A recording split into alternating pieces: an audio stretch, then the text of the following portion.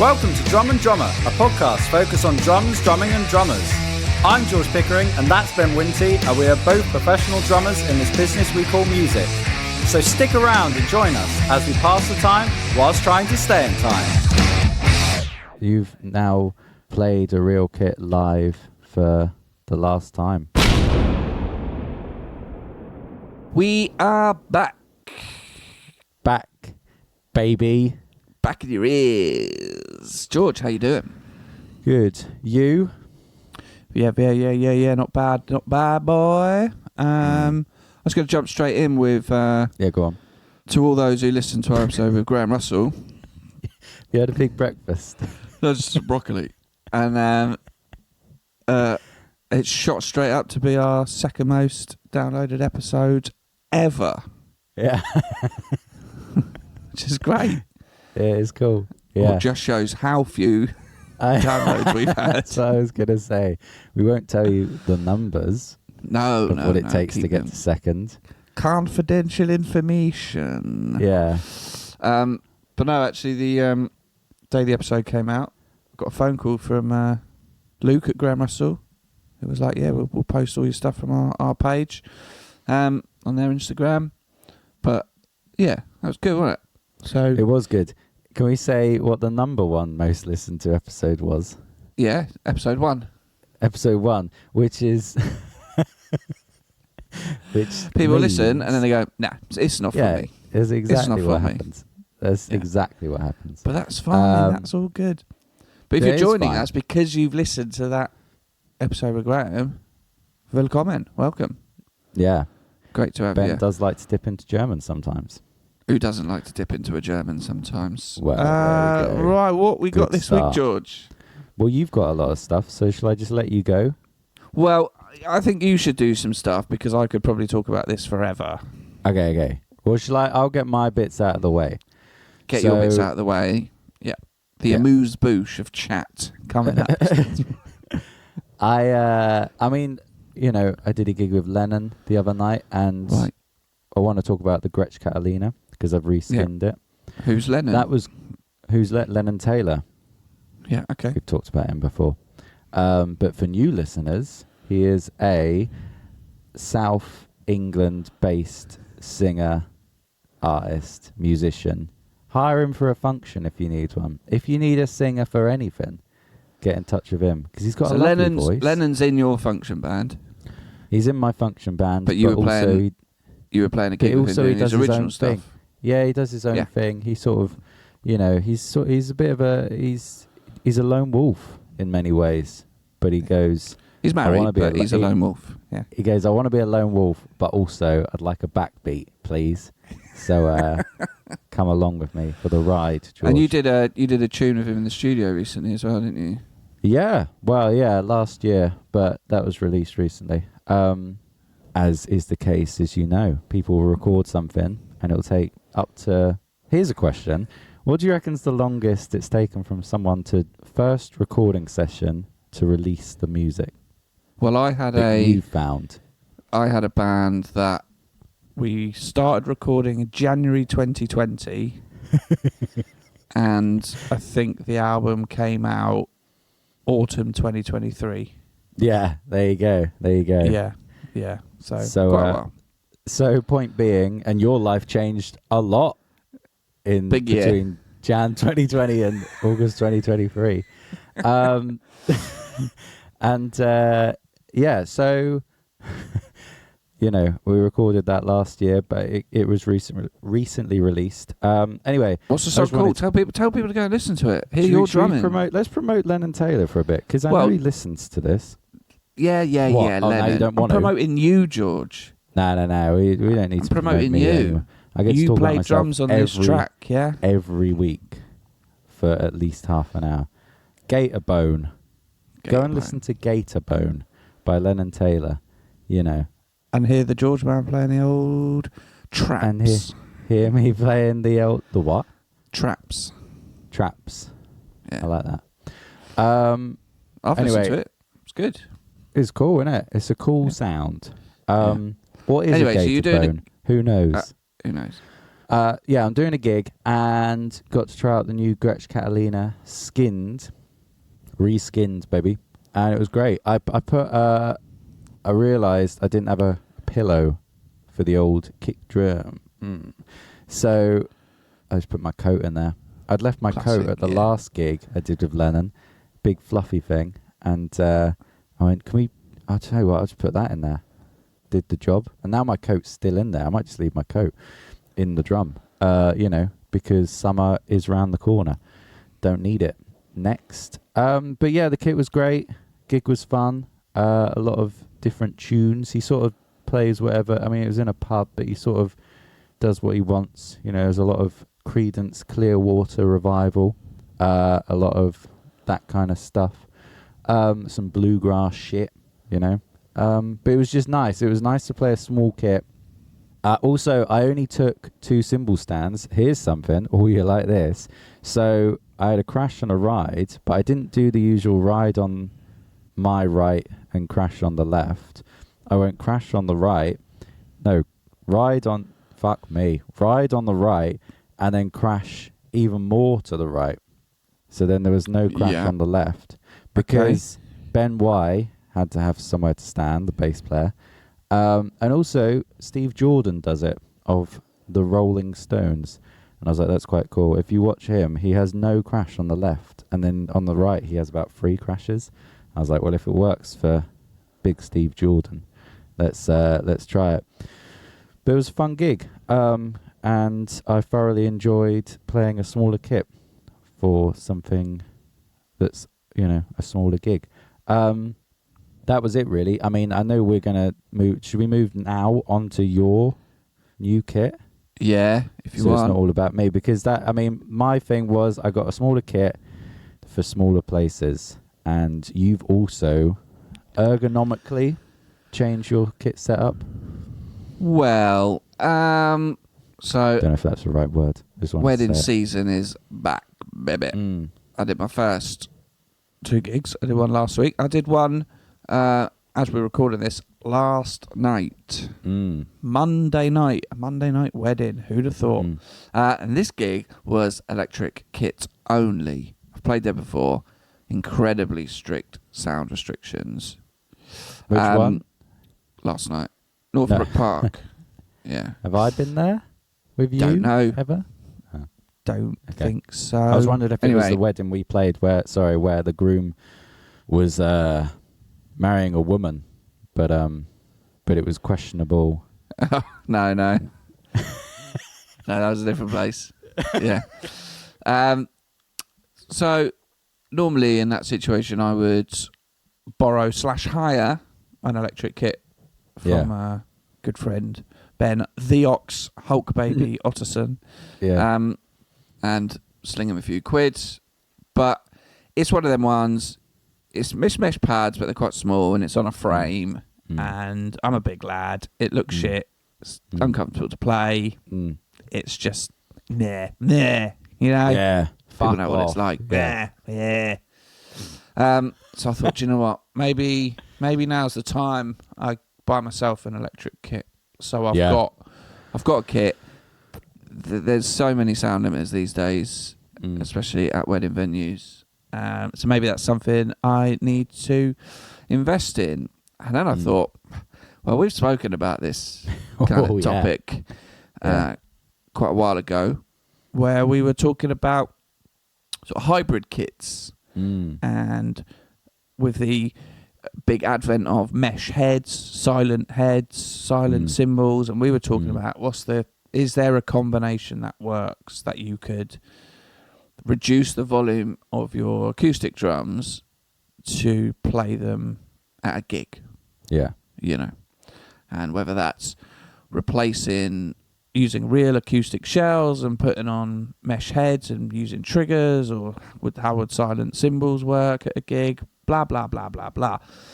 Well, I kind of thought about it, George, and I thought one thing that annoys me about using electric kit is switching over my hardware and stuff from my acoustic kit. I want to take these stands and this thing and each time having to pick apart what I need for the gig. And I know you're in the same boat as me. You want to be like, that's all packed up. That is ready to gig. Yep. I don't need to think about it. Just need to take all these things. And I thought, do you know what? There's quite a lot of sound limiter gigs coming up. What if I went all in and got myself the kit that could do every gig? Yeah.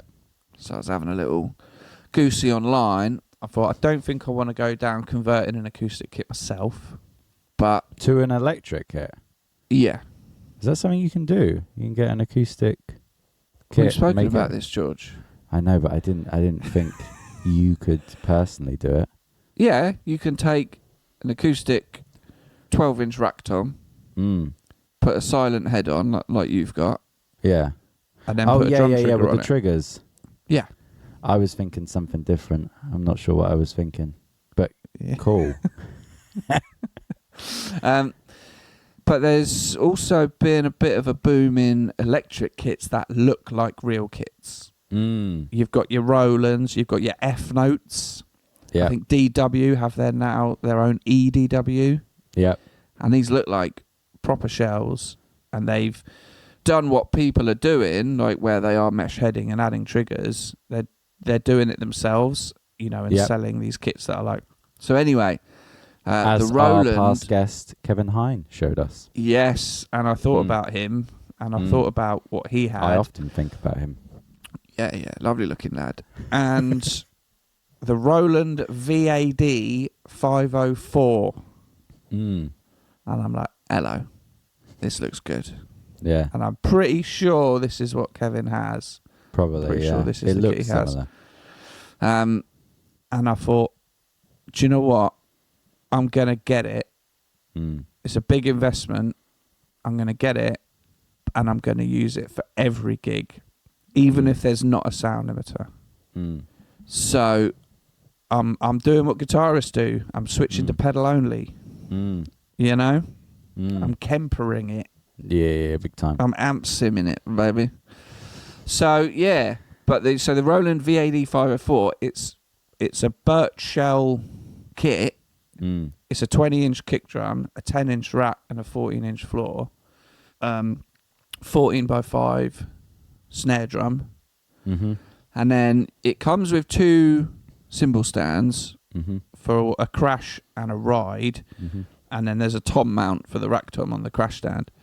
But then it doesn't come with a snare stand. It doesn't come with a hi-hat stand. But the hi-hats of the Roland, I think they're called the VH14s, or where it's 2 separate pads that you put on a real hi-hat stand, and it actually goes up and down.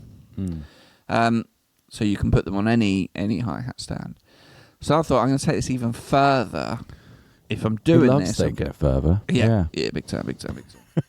What I'm going to do is, so I bought a second crash, a separate Roland 16-inch crash. But then I thought, hardware, because I've got all my hardware that's really nice, and my new kick pedal, my new Pearl hi-hat stand. I don't want to keep shuffling that between studio work and gigging and switching it all out. So I was like, I'm going to get myself a whole new set of hardware. But I'm nearly 40. I want to protect my back. Oh, God, your back. Yeah, Christ. So I bought a set of Yamaha Crosstown hardware. Yep.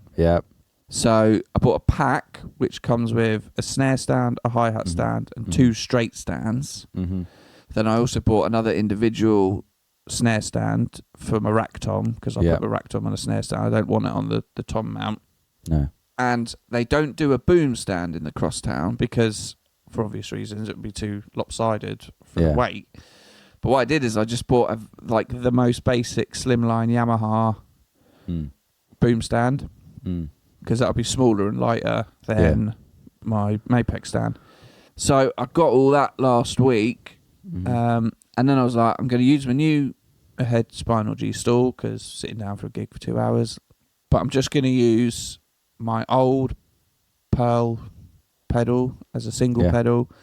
And then actually what I did with the boom stand is I took the boom arm out of the Yamaha stand, and I put the boom arm that came with the Roland kit in it, because the top bit where the cymbal sits on, you know this on electric kits where they're sort of shaped so that the cymbal doesn't spin round. Yeah. So I wanted that for the ride, so the ride doesn't spin round. But that was an easy little switch out. Mm-hmm. But the beauty of it is, George, so the Yamaha Crosstown hardware, like if you get the set, the snare stand, hi-hat and 2 straight stands, comes with a bag, like a kind of a hold-all bag to put it in. Yeah. And it's not very big, but just those stands weigh less than 8 kilograms. Yeah, see, that's mental. I'm fascinated by this. It's insane. But also, in that bag, I can fit the 3 cymbal stands, the hi-hat stand, the 2 snare stands, the legs for my stool, like the bottom bit of the stool, my iPad stand, the floor tom legs. I think that's all that goes in it. But all that goes in this little hold-all, and you can just pick it up with one hand. That's mental. It's an absolute game changer. Yeah. Then wheeling that huge hard case box. Wow.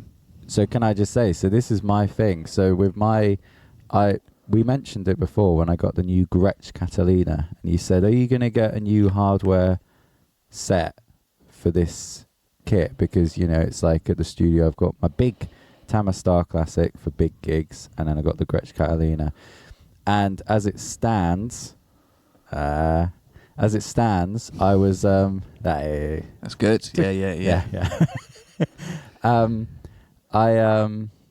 I was just using my hardware that I already have along with the Gretsch Catalina, and it seemed a bit counterintuitive because I've got all this, you know, I've got the new drums that are smaller and lighter, and then I've still got anyone that's listening that's ever had to carry my hard case, not my hard case, different brand, my hardware case, knows that it's just so heavy, and so to have something that's 8 kg, because that's another thing, the set that you have, it's fine for me, because all I need is 2 cymbal stands, as we know, as I've said. I only need ride and crash, don't need boom, they were just fine the other night. I don't need a tom stand because it's on a rack, baby.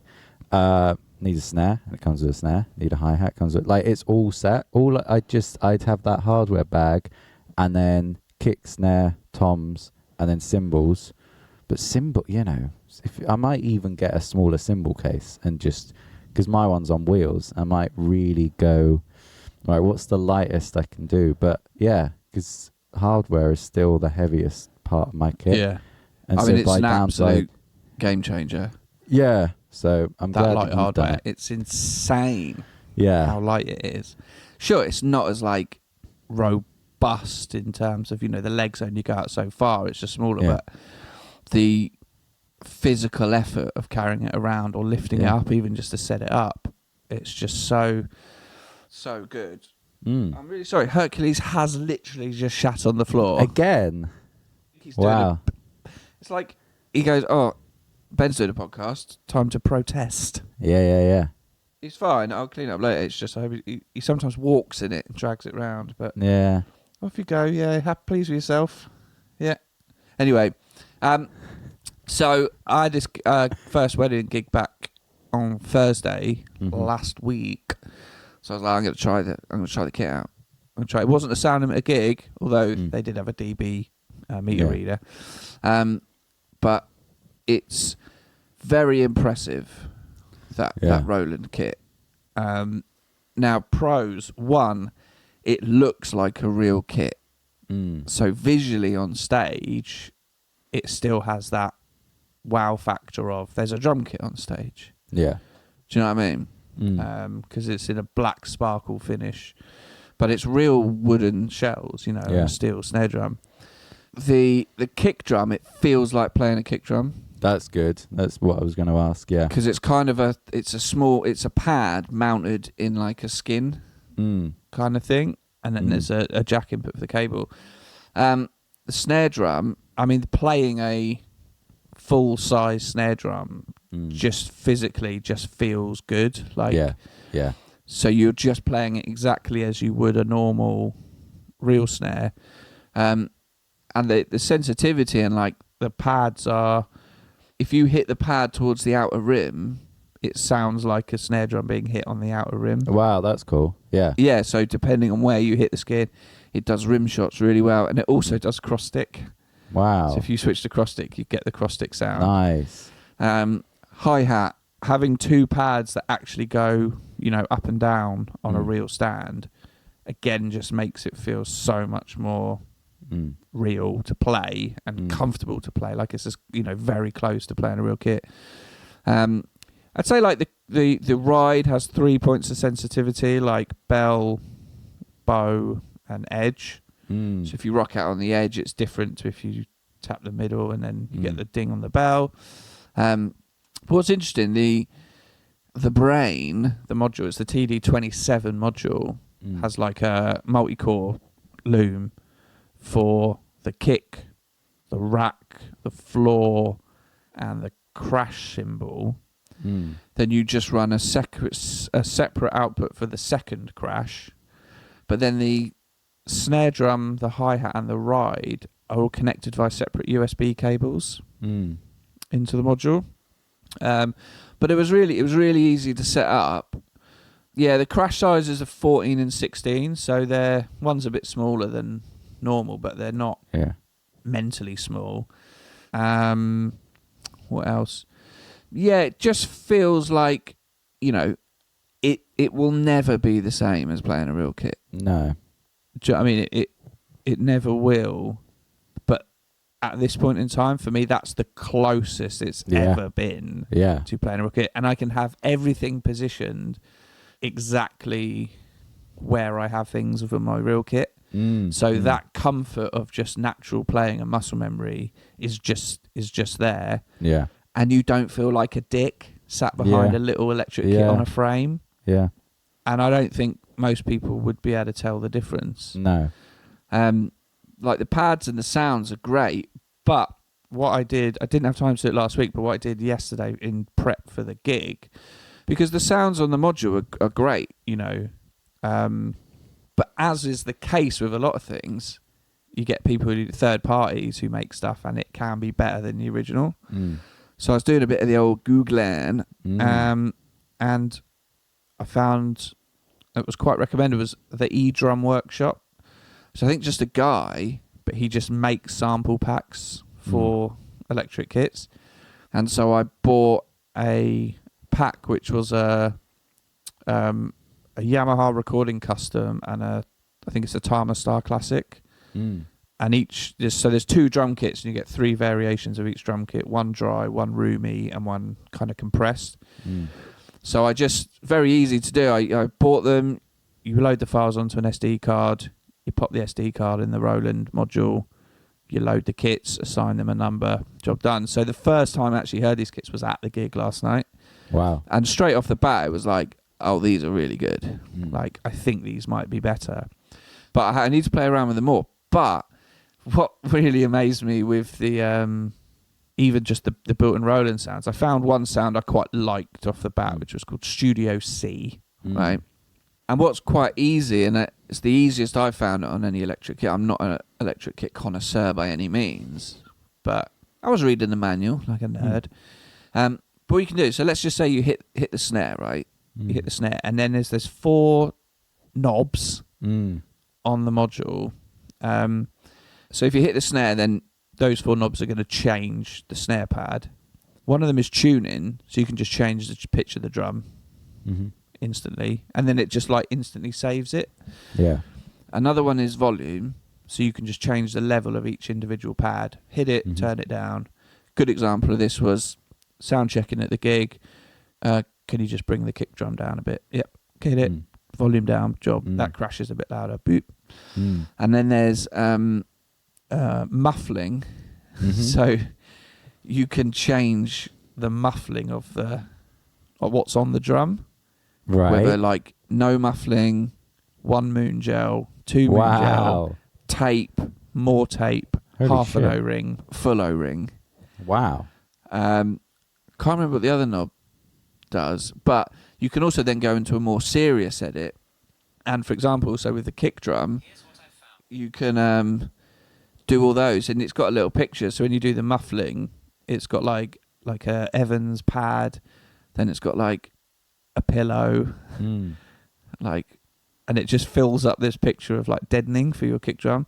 Wow. But then what you can also do is you can change, for like the snare, you can change how deep the snare drum is, whether it's a 5-inch, 6-inch, 6.5-inch, 7-inch. Hell.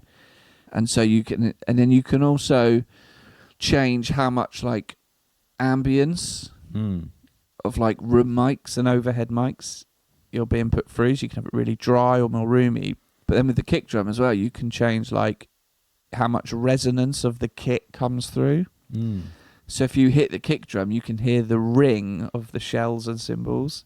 Wow. And you can change that level to be like completely dead or more resonant. Yeah. So it's very, very impressive with like all these parameters. And with those 4 dials straight on the module, it's incredibly quick and easy to just be like, boop. Yeah. I'm just going to change that quickly. Bang, bang, bang.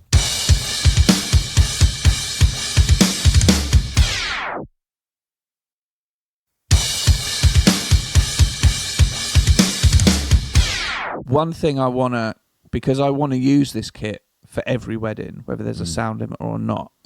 So I'd say the weaker point is probably the crash cymbals. But I think, so my plan is to take my real cymbals as well to a gig. Yeah. And we're going to try this in a couple of weeks at the first freshman year gig where there's no sound restrictions.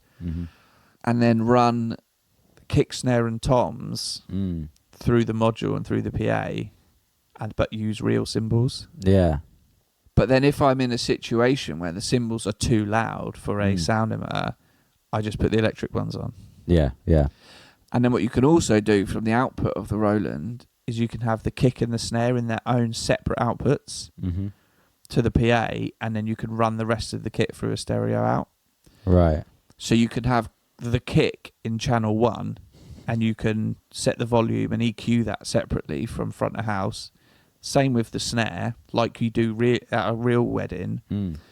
And then you can have the toms in a stereo output, so it will be like they're mic'd up. Wow. And then you have real cymbals, which we don't mic up at weddings anyway. Yeah.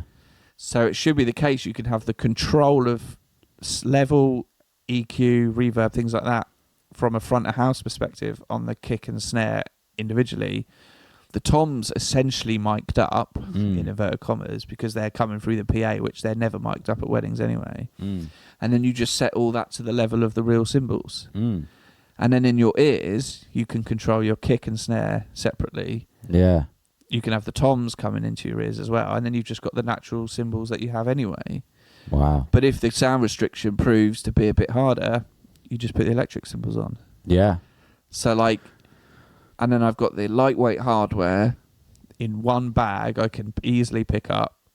And then all that stuff can just be, that's what I use for weddings. And that covers, and it's almost going like, you know what it's like when there's a sound limiter or you see it on the gig details, oh, it's got a sound limiter, like, you know, it might say like 90 dB, 95 dB, like sometimes you turn up and it's absolutely fine, like the sound limiter's way at the back of the room, you can play normal volume. Yeah. Sometimes, you know, a mouse farts and it goes into the red. Big time. And the gig we did last week, they were like, oh, it's a bit loud, can you turn it down? Ox, just turn the master down. Yeah. And I could still play. But this is interesting. So I was playing last night and there was a very strict sound limiter and it was so quiet, just the general volume of the band. But I was talking to Neil on the way home, like, because he was on it. I've got to learn to play that kit differently. Slightly differently. There's almost like a subconscious, because everything is pretty much full size and looks like a kit.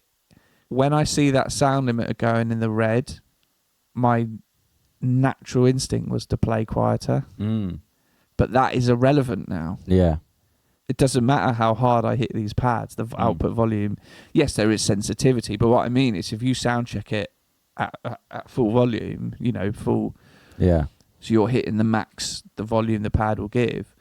Well, then if that level's set right, I don't need to. So there's like a disparity between how hard I'm hitting it and how loud it sounds. So because when you see a sound limiter and you're on a real kit, you have to start physically playing quieter. Yeah. Whereas this, it's like, no, I could still bury the beater and I can still rim shot and hit hard. Yeah. Because my output volume isn't gonna get any louder than what it is, if that makes sense. Yeah, it makes total sense. And then as well, just with electric kit, you have to just, there's always like a little bit of a nuance of hitting rides and cymbals and like that natural sort of dynamics, which you just have to be a little bit conscious of, making sure you do clean strikes and things so you're getting the right response from the electric kit. And that's why I think, like, the hi-hat, though, is fucking amazing. Like, you just open it a little bit and it sounds like it's open a little bit. But just that natural feeling of opening and closing a hi-hat and, it's got shoulder sound and tip stick sound. And just it being on a real hi-hat stand just feels so much more natural.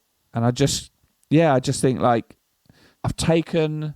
What I wanted to do is I want to take that stress and that fear of a sound limiter, the unknown of a sound. I want to take that out of my life. Take it out of my life. Don't have to worry anymore. Don't have to worry about it anymore.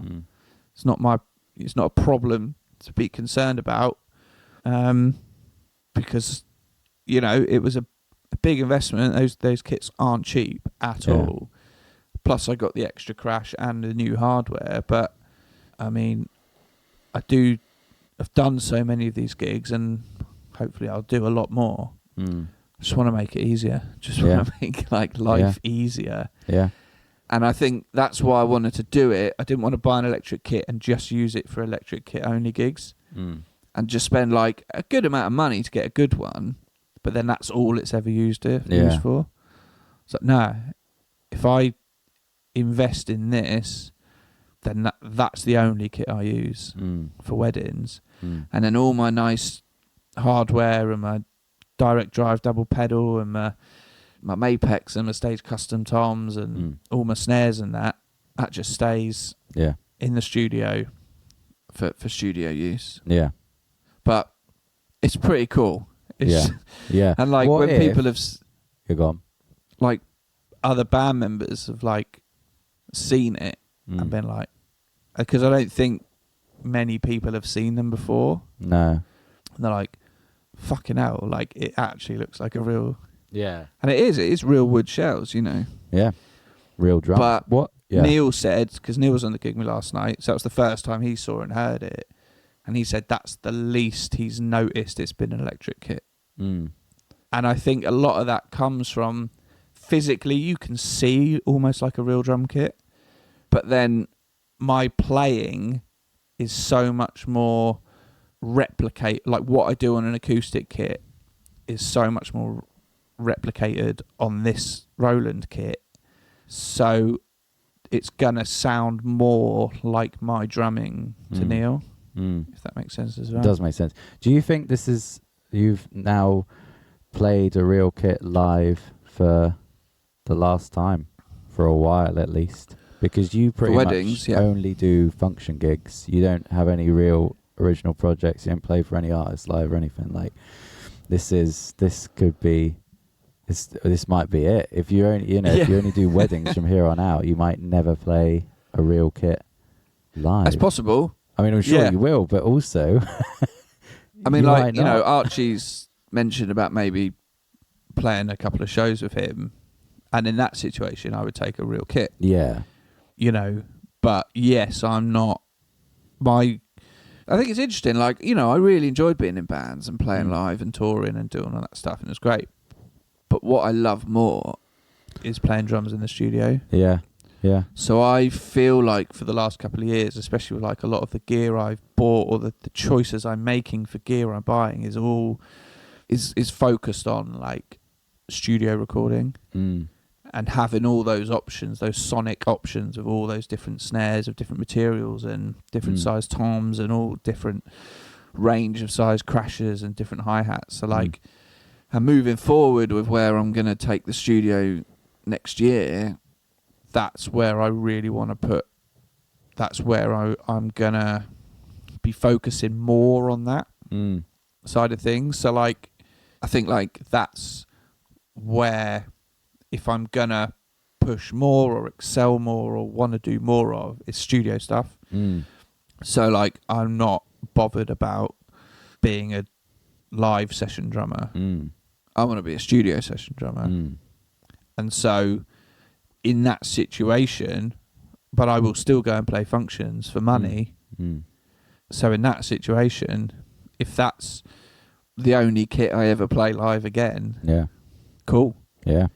It's really fun to play. Yeah. Like, it's really, and if anything, like, it kind of got me excited. Yeah. I was like, oh, I get to play with this new toy, like this very expensive, shiny new toy. And even just that, I think blurring that line between real and electronic, it's so blurred now. Like, that kit is, and I'm sure like the DW, their E-kit is similar. Like, I've seen the F-Note kits as well. Like, they're ridiculous at the sort of quality now you're getting. But even just like, loading in these sample packs, and I didn't tweak anything, but this Yamaha Recording Custom VST, you know, this virtual instrument on this Roland, I was like, this fucking sounds amazing. But I'm also hoping as well, not just with sound at my gigs, I'm hoping it works better the other way. You know, when you go and play like a massive fucking boomy room. Yeah. And like, there might not even be a volume issue, but you hit that snare drum and it just echoes for days. Like, sound's going to echo whatever the sound is, but sometimes when you're doing front of house and the drums are just booming in this huge room, you just struggle to get the vocals to sit above it. Yeah. So I'm hoping that, well, even this just gives you a sense of control over the overall volume. So like, you don't have to have the drums that loud, but they'll still sing, and then it makes front of house mixing better. But I think the key for me is the option to use electronic or real cymbals, and having that flexibility on the day, because a cymbal bag doesn't take up a huge amount of space, and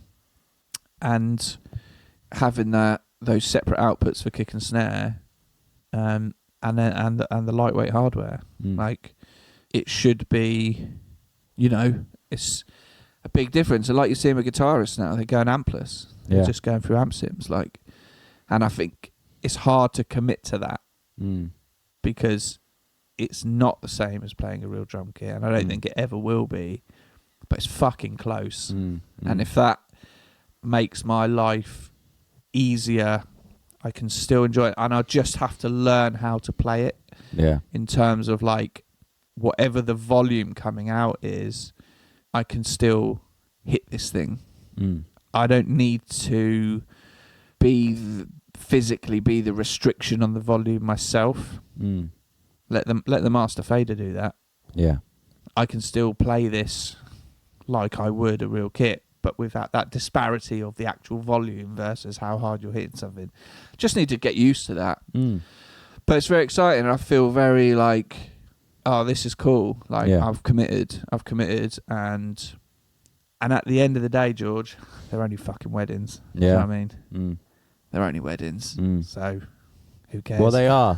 I mean, I think that's probably our only ever criticism, is we probably talk about them too much, because to a lot of people it is just something they just do on the side, and it isn't anything, anything special. No one talks about them. Like, it's not something people put on their Instagrams, but everyone does it. It's like a dirty secret doing a wedding. The amount of drummers I talk to that just, they're like, yeah, I do them, but I'll never ever talk about doing them, because it's almost not embarrassing, but it's like, it's not something I want to be known for. So it's like, just bring an electric kit. They're not, who cares? It's not cool. It's not cool, but fundamentally we're getting paid well to play drums. Exactly. And and for me, doing them enables me to dick about in a studio. Yeah, is that? Oh, yeah, run a studio, you know. Yeah, not taking that away. That's what. But yeah, that's but what they're fundamentally, like, you know, if an artist approached me about doing some original stuff, there's no way I'd use it. for. No. You know, I'd be very hard pushed to use the new Roland Yeah. for that. But I get all my acoustic kit satisfaction from the studio. And so, yeah, it's just... But you know what it's like when you play a sound limiter on an acoustic kit? It's just horrible. Mm. And you're just tapping it, and it's just like, what's the point? Yeah, exactly. Whereas at least with this, it's like, it's a new, cool, fun toy I can play, and I can just play normally, and the volume's not an issue. But I also like how good can I get this sounding? Like, how convincing. Whether it's like tweaking the muffling, tweaking the blend of ambient mics in the sample, like how can I, having the separate outputs, maybe it is using real cymbals, maybe it's just using a real crash. You know, like, is there that perfect little blend, but then having that flexibility where you go like, oh, can you just deaden the kick drum a bit? Yeah. Yeah. Boop. Just turn a dial, you know. But yeah, it's very interesting. That's great. So a big investment, but I think it you know, we spoke ages ago about, like, is that the way forward? Creating a hybrid kit, having that ability at gig to be like, oh, I can just use silent cymbals, or I can just have mesh heads with triggers on one side and acoustic skin on the other. Can I just flip the drum round if I, you know? And for me, this was I didn't want to create something myself. And the VAD504 is just a 4-piece setup, so it's one rack, one floor. They do a 507 maybe, or where there's 2 rack toms and a floor, and you get the second crash. But I didn't need that, so it was like the perfect little setup. Plus, as well, like, it's a 20-inch kick and it's a 10-inch rack and a 14-inch floor, so it is slightly smaller. You know, it's like your Gretsch kit. But a big thing, that's lightweight hardware. Fucking hell. Oh. Yeah. It's amazing. Well, that is next on my list. So it's just like, just going, this is the setup for weddings now. Yeah. Whether there's a sound limiter or not, this is what I'm going to be playing. And how good can I get it to sound? But fundamentally, it's easier to transport. The hardware's like that, and I can play it like a real kit. Yeah. So it's cool. Yeah. Yeah. Very cool. Anything else to talk about? I don't think so, mate. No. But thank you for everyone listening. Go follow the Instagram. Yeah. Go like and subscribe, or whatever it is. Follow us, Spotify, Apple Thanks Podcasts. for getting us to number 2 now on FeedSpot, whatever that means. That's the real quiz. That's That is the real sharp, quiz. isn't it? Yeah. Yeah. I'm milking that. I'm putting that up anytime I see it. You know, it's based on traffic and freshness and listens, so we'll take that, you know. Can we get to number 1? Yeah, well, this is it. We've got one more person. And then we're out of here. Then we're done. Yeah. Yeah. I'll quickly say I played tennis with James Gillingham the other night in preparation for playing Jack Hickling in a few weeks. Oh, yeah. They're both listeners of the pod, and I've been trash talking Jack any chance I can get. So you're going down, Jack. I don't care if you used to be a pro. Get ready for this ace. You know what I mean? But, lovely stuff. Yeah, James is mental. If he's listening, he's mental. He's like playing tennis against David Goggins or something. I thought he's going to tire at some point, but no, he was like, let's keep going. He's wiry, isn't he? He's mental. It was brilliant. Afterwards, he was like, I thought you were wanting to stop. I was like, no, I thought you were. He's like, no. He said, I don't, if I leave a exercise or a physical activity not feeling like I've fucked myself, then I'm not happy. And I was like, we've got a lot in common, me and you, James. You know what I mean? Can't burp, play drums, and love to fuck yourself. Love to fuck ourselves, you know, self-harm through exercise. Anyway, that's all I got. I do that, but through eating. We'll see you next week. Bye-bye. Thank you for listening to Drum and Drummer. You can find us on Instagram at Drum and Drummer Podcast. And you can send us an email to drumanddrummerpod@gmail.com. Remember, just pick up the sticks and twat it.